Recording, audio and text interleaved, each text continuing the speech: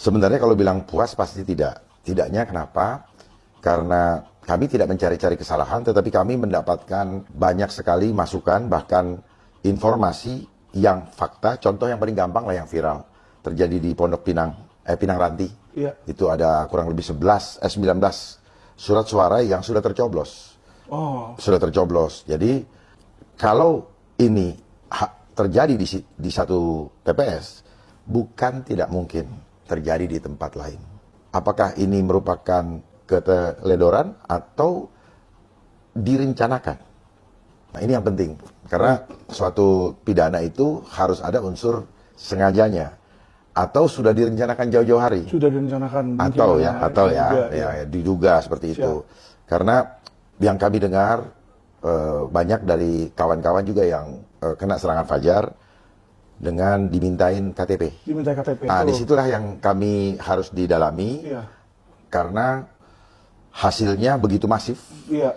Kita boleh lihat di setiap TPS, masif itu seperti dia punya prosentase, seperti sudah ditakar gitu. Iya. Harus sekian.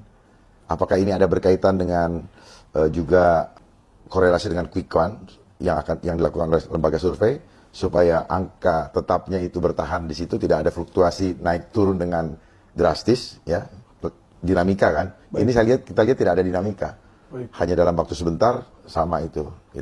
Hasil yang tercapai ini Bapak kalau berdasarkan quick count kemarin ya 10% ya kurang lebih. 10% ya, Tapi 68. kan kita tahu mungkin kalau tidak ada dugaan kecurangan bisa lebih nih. Saya sangat yakin lebih ya. Ya, sebelum kita bahas tentang dugaan kecurangan itu mungkin ada yang Bapak ingin sampaikan kepada para pendukung Bapak? Siapapun Bapak. ya, yang mendukung atau tidak, yang merasa bahwa tidak mendapatkan surat undangan atau formulir C6, saya berharap silahkan di data bagi yang sudah berhak memilih atau yang terdaftar di DPT. Karena dari jumlah pemilih itu sekitar 8,2 juta lebih. 8,2 juta? Ya, sementara yang mencoblos cuma 4,1 berapa. Oh, jauh banget ya? Ya, 150-an kalau nggak salah. Ya.